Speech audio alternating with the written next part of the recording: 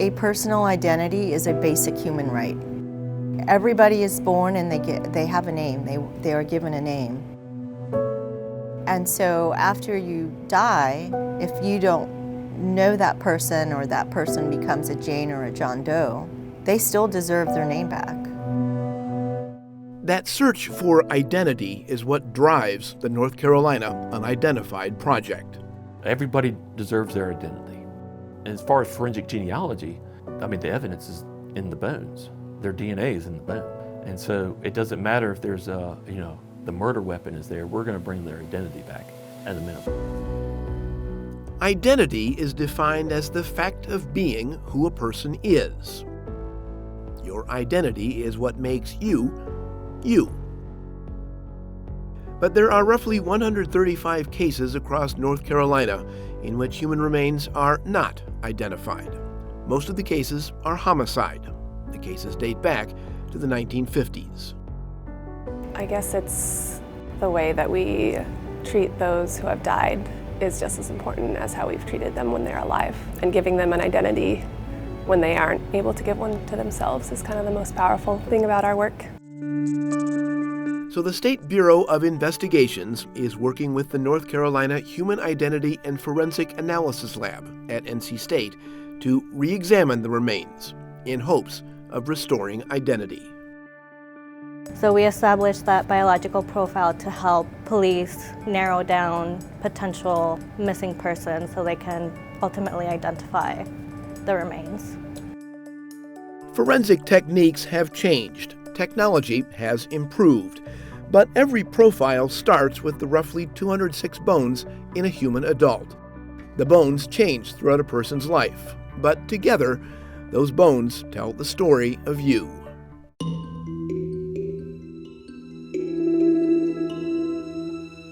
For sex, the most reliable is the pelvis because, females have to give birth.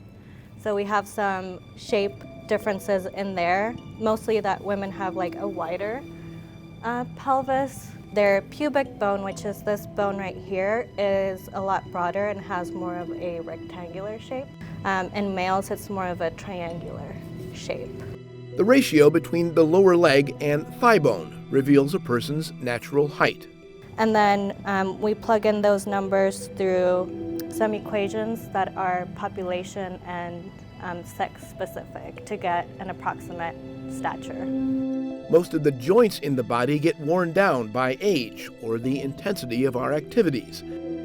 But the joint that holds the pelvis together, as well as rib number 4, are reasonably stable and can be used to estimate age.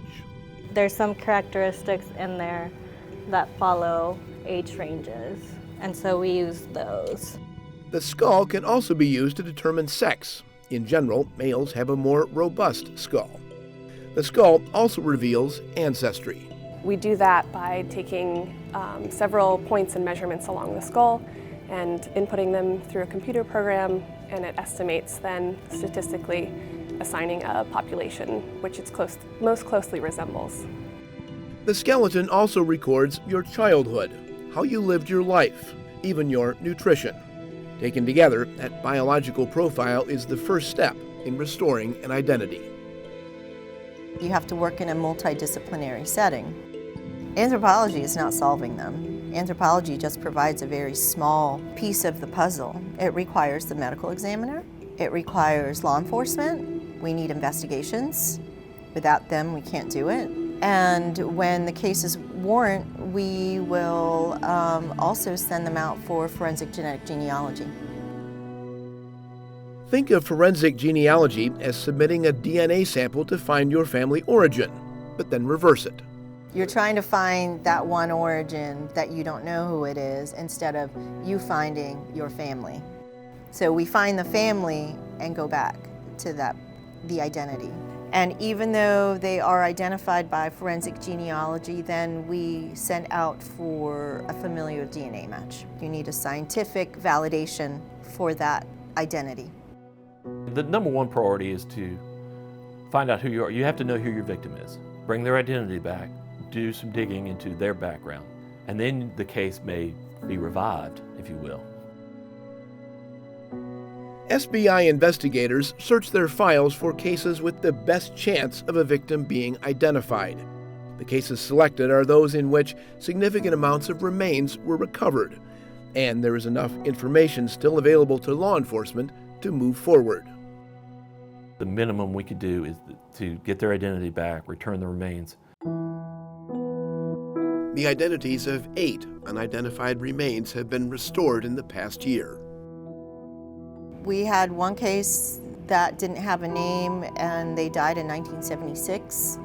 Due to his remains, we were able to find his DNA and identify him and return his remains to his family. Family had been hoping and waiting to see them walk through the door all those years. So now they know, which is good, but it's still painful for them. We may not be able to solve his homicide because so much time has passed, but we've brought him his identity back and we've returned his remains to his family.